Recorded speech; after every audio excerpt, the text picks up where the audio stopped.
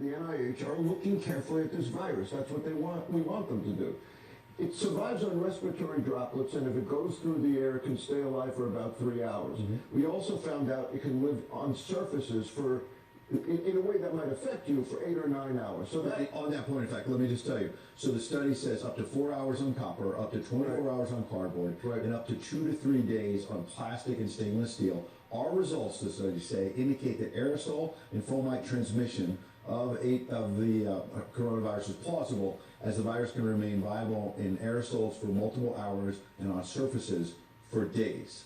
So that's what the study says. You say. Okay, two things. One, even if it's alive on a surface, it doesn't mean it can infect you. That's the more important thing. How long can it stay on a surface and infect you? And we think, most public health officials and scientists think that that's several hours. So the study's in keeping with that. Several hours, and as you pointed out, different surfaces work differently.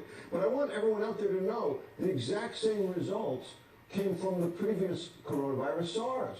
So 2002, 2003, we were worried beyond belief about this virus.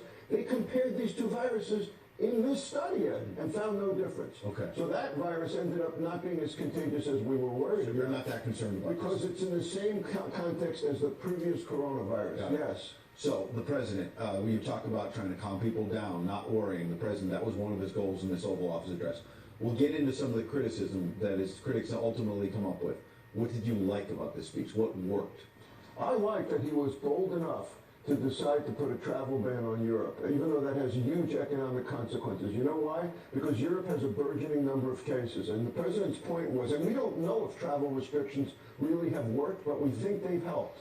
And if they've helped, and he went in and with the travel advisories on China early, now a complete ban on Europe, 26 countries for 30 days. Wow, that's with France having over 2,000 cases, and Spain over 2,000 cases, and Italy close to 10,000 cases. So you think this will have an impact in a good way, and then we deal with